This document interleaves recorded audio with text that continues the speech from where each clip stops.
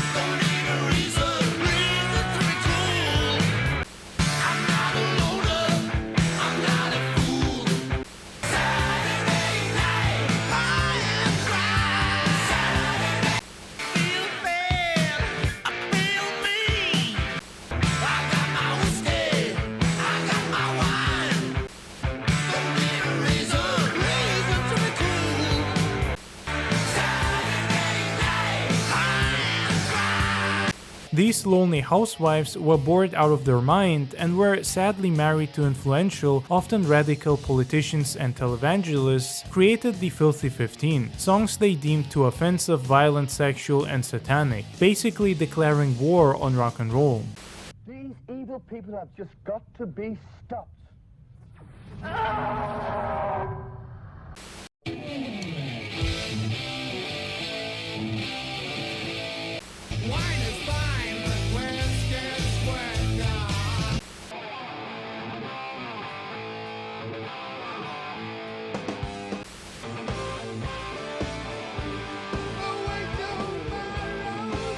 This is a man called Blackie Lawless, lead singer of a group called Wasp. His stage act has consisted of chaining a woman naked from the waist up to a torture rack and pretending to slit her throat. This is entertainment? This is what our kids are looking at for entertainment? Yes.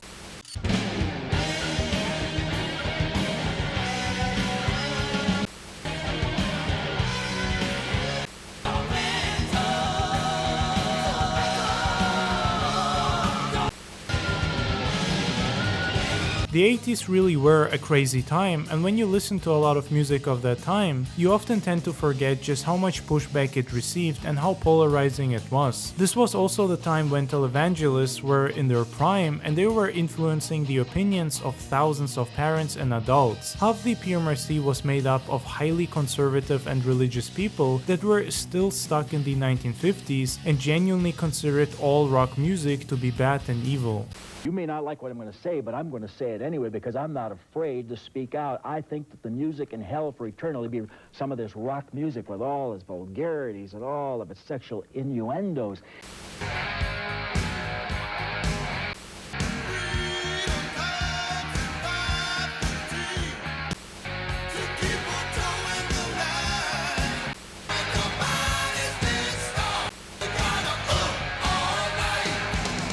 Try to justify their strobe lights and their weird wild suits and their pink hair and their yellow hair and singing their rock songs and smoke bombs going off as glorifying the Holy Ghost.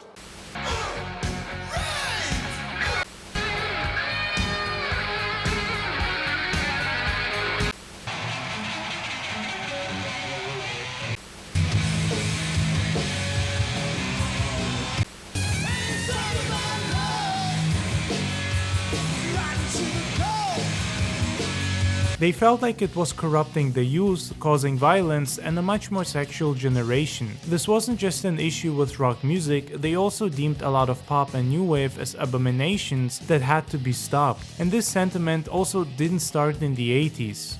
More satisfaction with you. Lean cuisine.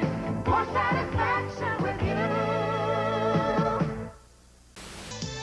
And pressing through the center for 4, 3. Shake it to the left. Come on now. 4, 3. And release to the right. In 4, 3, 2. And back to center. Dropping all the way down. And bend your knees for 8.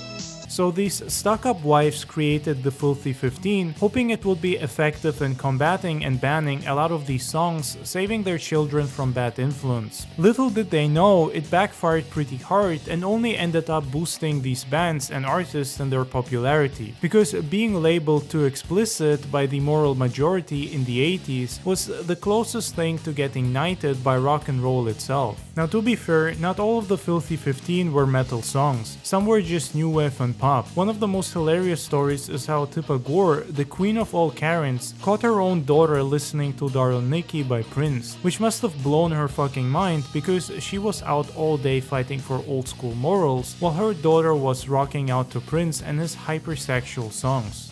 I met her in a hotel lobby, masturbating with a magazine. When I saw little Nikki grind, the lights went out and Nikki started to grind. For you can just best believe I'm the only girl in your life. I'll be your sugar in the morning and the sweet stuff you need at night.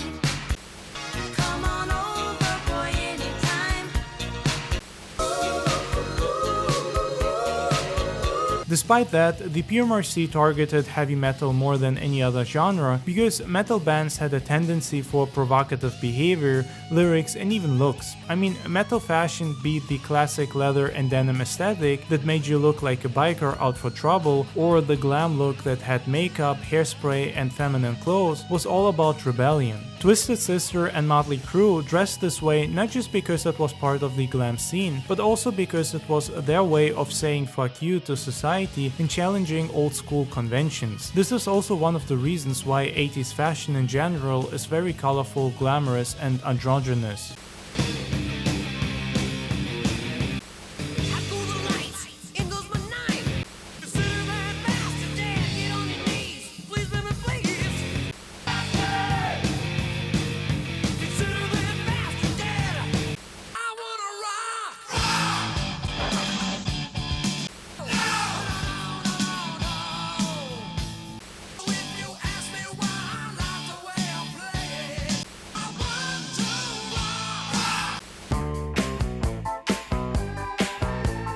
She's a very kicky girl.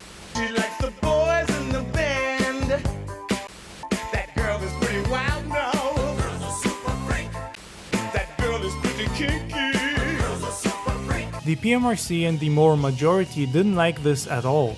Not just because they were made up by a bunch of old-timers stuck in the past, but also because a lot of them were extremely homophobic and racist. Now, all of this was happening during the Reagan years. He was preaching about freedom while America was clean-cut on the outside and completely insane underneath. PTA moms and shoulder pads were panicking over lyrics they didn't understand. They thought music was turning kids into sex-crazed, Satan-worshipping anarchists. But what the PMRC actually did was shine a massive spotlight onto all of these bands and artists and boost their popularity.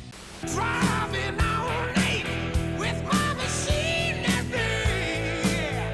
to show the man in me. Don't you struggle, don't you fight. Let me put my love into you, babe. This is what? I'll tell you, this is a group called Judas Priest, and this is their this is the way they promote themselves in a teen magazine, Hit Parader. They had a song about forcing oral sex at gunpoint on an album that sold 2 million copies, primarily to preteens and young adolescents. Forcing oral sex at gunpoint on an album called Defenders of the Faith. The song is called Eat Me Alive. Your wild vibrations got me shooting from the hip.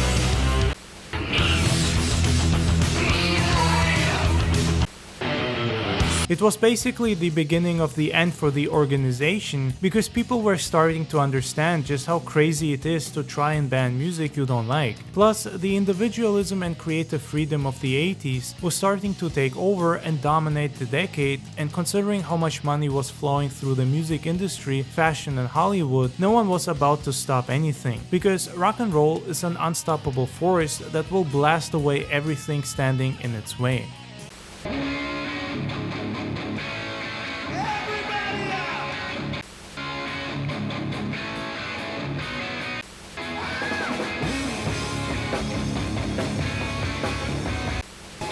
See y'all there.